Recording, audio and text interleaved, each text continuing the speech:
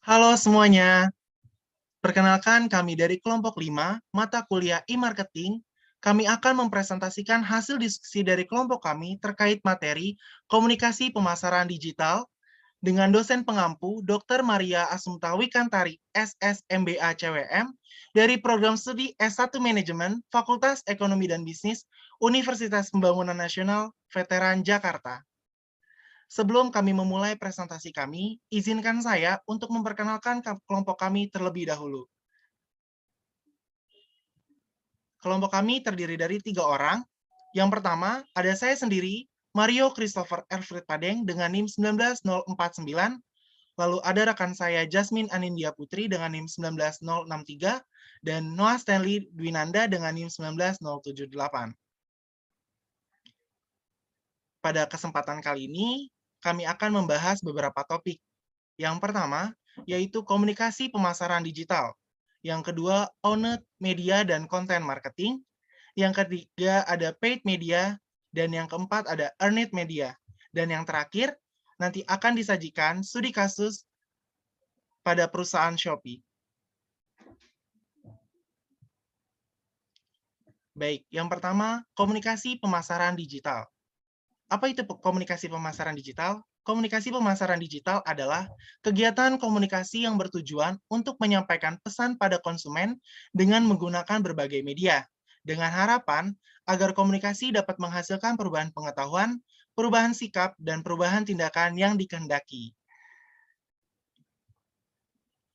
Nah, digital marketing juga memacu pemasaran untuk menciptakan produk yang selain memberikan kualitas dan pelayanan, juga dapat memberikan pengalaman yang lebih kepada konsumennya. Digital marketing akan menghasilkan interaksi antara produsen, perantara pasar, dan juga konsumen.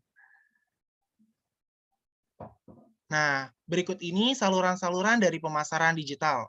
Yang pertama ada search engine marketing, lalu yang kedua ada online PR atau public relation, yang ketiga ada online partnership, yang keempat ada interactive advertising, yang kelima ada opt-in email, dan terakhir ada viral marketing.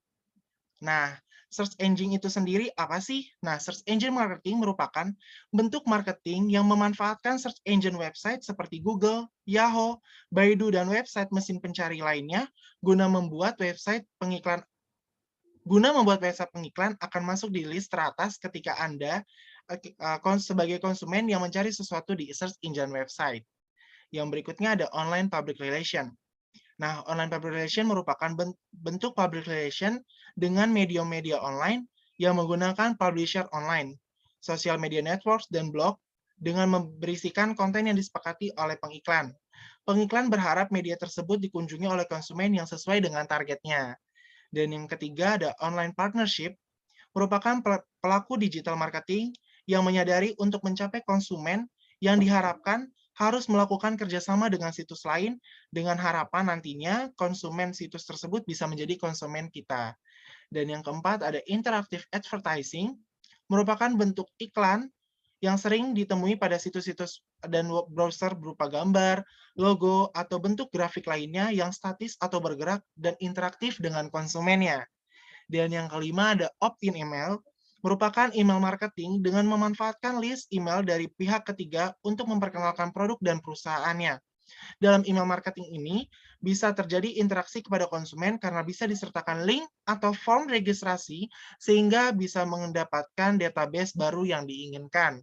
Dan yang keenam, ada viral marketing. Nah, viral marketing secara efektif dilakukan melalui word of mouth. Pesan diteruskan untuk membantu mencapai atau membangun kesadaran konsumen.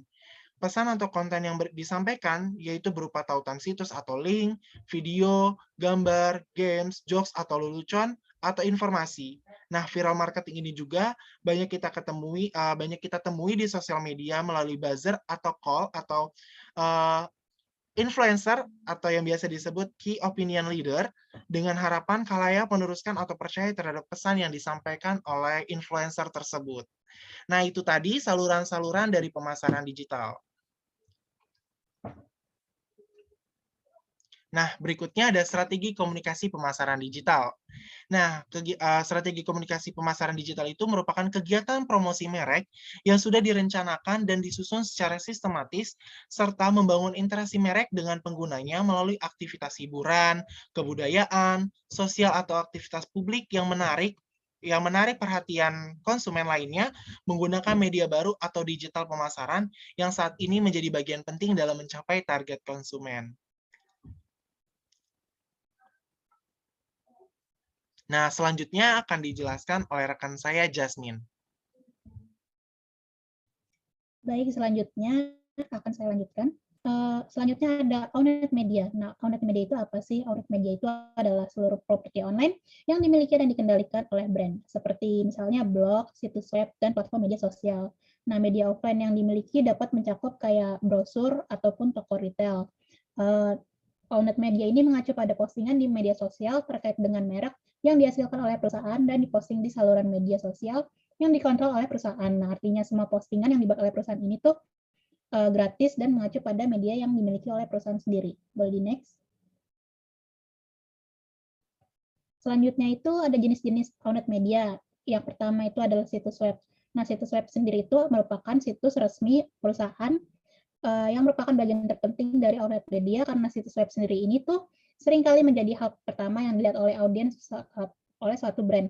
Nah, oleh karena itu, brand harus menampilkan desain yang menarik kepada konsumen. Jadi, jika brand menampilkan desain yang menarik, akan menimbulkan kesan baik di benak konsumennya dan di halaman situs web sendiri itu harus memuat informasi-informasi penting karena biasanya kan pelanggan itu mencari informasi di situs web mereka, maka perusahaan harus memprovide informasi yang lengkap di situs web mereka. Nah, selanjutnya itu ada media sosial. Nah, media sosial itu adalah salah satu ranah pemasaran yang sedang berkembang dengan pesat. Maka dari itu, bila perusahaan ingin menggait minat audiens dengan cepat, mereka perlu memiliki akun sosial media yang resmi dengan konten-konten yang diposting tuh harus mencerminkan identitas dari brand mereka. Selanjutnya itu adalah email marketing. Nah, saluran digital ini dapat membantu brand dalam mempromosikan konten baru mereka, seperti pembaruan produk dan berbagai penawaran eksklusif. Nah, email marketing ini juga bertindak sebagai bagian dari properti online yang berfungsi untuk meningkatkan audiens terhadap kualitas brand sesuai kata toolbox. Nah, yang terakhir itu ada forum. Nah, forum sendiri itu masih belum banyak digunakan oleh perusahaan-perusahaan. Nah, meskipun belum banyak digunakan gitu, forum ini tuh sangat berguna bagi perusahaan untuk menjalankan community marketing. Nah, dengan meluncurkan ranah forum ini yang akan dihosting secara mandiri oleh brand, nah brand dapat mengembangkan komunitas dan mulai mendistribusi konten kepada beberapa audiens setiap mereka. Boleh di next. Nah, selanjutnya itu ada konten marketing. Konten marketing itu merupakan teknik pemasaran yang menciptakan dan mendistribusikan konten yang relevan dan berharga untuk menarik, memperoleh, dan melibatkan target audiens yang jelas dan dipahami dengan tujuan mendorong tindakan pelanggan yang menguntungkan. Boleh di next. Selanjutnya itu adalah faktor-faktor dalam konten marketing. Nah, apa aja sih faktor-faktor dalam konten marketing ini? Yang pertama itu adalah relevansi atau relevansi. Relevansi konten dianggap sebagai suatu kegunaan informasi bagi konsumen. Nah, relevansi konten ini dilakukan untuk memastikan manajemen merek sudah sesuai dengan kebutuhan konsumen untuk menyediakan informasi baru yang relevan, serta menjaga reguler kontak dengan customer mereka, dan juga untuk mendorong consumer menjadi bagian dari merek. Yang kedua itu ada informatif. Nah, peneliti riset pemasaran telah menunjukkan bahwa konten iklan yang tidak bisa ditafsirkan secara negatif mempengaruhi permintaan dan perusahaan harus menggunakan eksperimen acak untuk mengoptimalkan strategi kontennya. Selanjutnya adalah reliability, yaitu keandalan. Nah, keandalan ini adalah salah satu elemen kunci dari konten berkualitas. Nah, untuk memastikan keandalan, perusahaan harus hati-hati mengevaluasi prosedur pengolahan data dan menggunakan teknik yang sesuai. Selanjutnya adalah value, yaitu kualitas konten yang ditujukan untuk kebutuhan customer potensial dan menunjukkan kepada mereka bagaimana sebuah produk yang diusulkan oleh perusahaan tertentu dapat membantu dalam memecahkan masalah konsumen. Selanjutnya itu adalah uniqueness atau keunikan. Nah, dalam unsur keunikan sendiri ini, pertama-tama, perusahaan yang menggunakan eksklusivitas konten harus unik dan bisa memenangkan pertarungan online. Nah, selanjutnya itu adalah emotion atau emosi. Nah, emosi ini perusahaan berusaha menerapkan program pemasaran berbasis konten, namun untuk keberhasilan. Nah, perusahaan harus mengerti konten lebih luas dan dapat ditempatkan secara emosional dan elemen. Lalu yang terakhir itu ada intelligence. Program pemasaran berbasis konten perlu merangkul konten pintar yang tidak terbatas hanya pada satu tujuan dan memiliki kemampuan untuk bisa dibaca oleh manusia dan diproses di mesin dan teknologi. Boleh next. Selanjutnya akan dijelaskan oleh rekan saya, Noah. Baik, yang selanjutnya ada paid media. Paid media merupakan suatu metode marketing yang digunakan oleh pemasar untuk mempromosikan produk atau jasanya secara online melalui konten dengan menggunakan media yang berbayar. Kemudian paid media dapat menjadi pertimbangan bagi seorang pemasar karena dengan paid media perusahaan dapat mendapatkan return on investment atau ROI secara langsung. Tujuan utama seorang pemasar memanfaatkan paid media ini adalah untuk memperluas jangkauan brand ke orang yang belum terjangkau sebelumnya, mencari lebih banyak klik, dan mendapatkan traffic yang lebih banyak pula. Kemudian di sini ada jenis-jenis paid media. Yang pertama ada pay-per-click atau PPC. Pay-per-click atau PPC adalah jenis digital marketing, di mana sebuah bisnis akan membayar setiap kali iklan mereka diklik. PPC ini adalah jenis satu paid media yang cukup efektif digunakan dalam pemasaran digital, terutama untuk meningkatkan brand awareness perusahaan. PPC ini akan diletakkan pada search engine result page untuk menargetkan audiens. Kemudian ada Twitter marketing. Twitter merupakan salah satu sosial media yang paling populer saat ini dan sudah memiliki lebih dari 217 juta pengguna aktif secara global. Dengan kepopulerannya ini, menjadikan Twitter sebagai salah satu paid media yang sangat cocok digunakan oleh pemasar untuk memasarkan bisnisnya. Dengan Twitter, marketer dapat meningkatkan brand awareness perusahaan, membangun reputasi yang baik pada produk, dan menjalin hubungan lebih dekat dengan konsumen. Namun di sisi lain, Twitter juga memiliki kelemahan, misalnya seperti foto yang terbatas, yaitu hanya dapat 4 foto dalam satu kali tweet, dan juga karakter yang terbatas, yaitu hanya 280 karakter dalam satu kali tweet. Kemudian ada Facebook Ads. Facebook memiliki lebih dari 2,85 miliar pengguna aktif di seluruh dunia, menjadikan Facebook sebagai salah satu sosial media dengan jumlah pengguna aktif terbanyak di dunia. Facebook memiliki fitur periklanannya sendiri, yaitu Facebook Ads, di mana pemasar dapat mengiklankan bisnisnya melalui teks, gambar, video, poster, dan juga infografis. Kemudian ada Instagram Ads. Instagram Ads merupakan fitur periklanan yang diluncurkan oleh Instagram. Dengan Instagram Ads, memungkinkan kita untuk membuat iklan baik melalui feed Instagram maupun Instagram Stories. Sama halnya dengan Facebook Ads, Instagram Ads juga memungkinkan pemasar untuk dapat mengiklankan bisnisnya melalui teks, gambar, video, poster, maupun infografis. Yang membedakan antara Facebook Ads dan Instagram Ads adalah karakteristik dari kebiasaan penggunanya. Di Instagram Ads, visual dari iklan tersebut lebih ditekankan, sehingga pemasar harus dapat membuat iklan dengan visual yang dapat menarik minat dari konsumennya. Kemudian ada LinkedIn. LinkedIn merupakan salah satu sosial media yang berorientasi pada bisnis, terutama digunakan untuk jaringan profesional.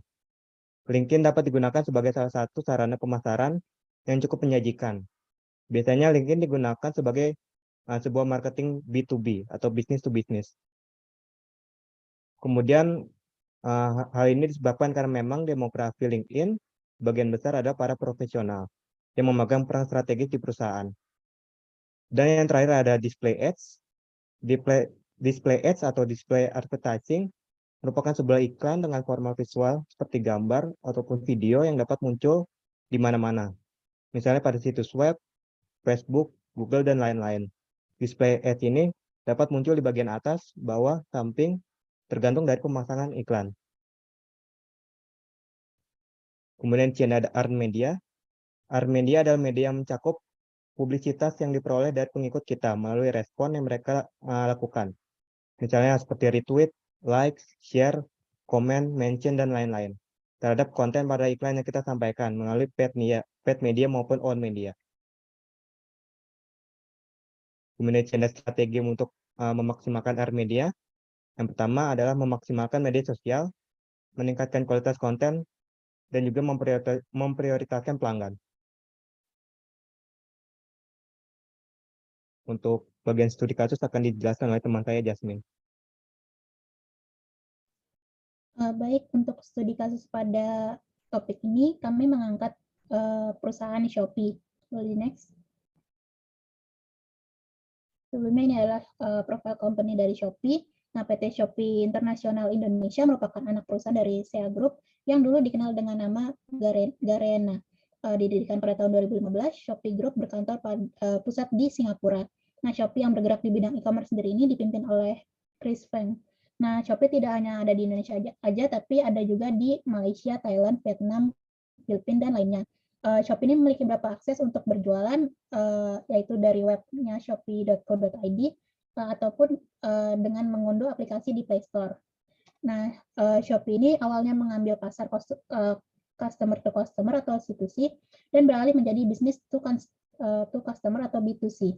Nah, sejak meluncurkan Shopee Mall pada tahun 2017 dan bertindak sebagai platform toko online bagi toko atau distributor resmi. Nah, Shopee dalam memberikan dukungan logistik juga menggunakan 70 layanan kurir ke seluruh dunia. Nah, selanjutnya itu adalah komunikasi pemasaran digital pada perusahaan Shopee. Nah, komunikasi pemasaran digital sangat membantu Shopee untuk membentuk serta membangun kesadaran yang positif di mata konsumen. Nah, positioning ini merupakan strategi komunikasi untuk memasuki benak konsumen agar nama Shopee mengandung kesan tertentu di antara platform e-commerce lainnya yang dalam berbagai segi mencerminkan keunggulan terhadap benak hubungan asosiatif.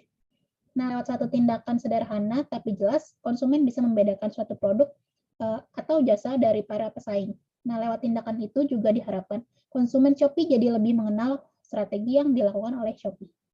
Selanjutnya akan dijelaskan oleh rekan saya, Noah. Baik, untuk strategi komunikasi pemasaran yang diterapkan oleh Shopee melalui media baru dengan memanfaatkan media channel yang mengadopsi fitur-fitur media sosial seperti hiburan, informasi, serta event-event yang dilakukan. Shopee merancang isi pesan pada platform aplikasi marketplace-nya, mempersepsi penggunanya dengan tujuan menginformasikan berbagai layanan yang dimiliki, berdasarkan target audiens yang telah ditentukan secara positif. Fitur sosial media yang diadopsi ke dalam mobile e-commerce, Shopee membuat platform e-commerce ini menjadi lebih berbeda dengan e-commerce lainnya. Pada masing-masing fitur, terdapat informasi dengan penjelasan sesuai fitur yang ada di aplikasi Shopee. Shopee ingin menunjukkan bahwa fasilitas yang dirancang dapat memudahkan penggunanya. Untuk selanjutnya akan dijelaskan oleh teman saya. Nah, pemilihan media yang tepat menjadikan proses penyampaian informasi yang dilakukan Shopee menjadi lebih efektif dan tepat sasaran. Nah, pemanfaatan celah konsumen sesuai pemilihan waktu dan tempat yang tepat dalam penyampaian pesan guna mencapai jangkauan secara maksimal dimanfaatkan juga dengan baik oleh Shopee, sehingga positioning yang diharapkan dapat terbangun dengan sangat baik dan dapat diterima oleh penggunanya dengan dipersepsikan secara positif oleh konsumennya Shopee itu sendiri. Nah, itu tadi studi kasus dari kelompok kami terkait komunikasi pemasaran digital pada perusahaan Shopee, di mana bahwa Shopee ini sangat membuat dan mengkomunikasikan pemasaran digitalnya dengan sangat baik. Nah, itu tadi presentasi dari kelompok kami. Sekian dan terima kasih. Mohon maaf jika ada kesalahan dan sampai jumpa di video kami berikutnya. Bye-bye.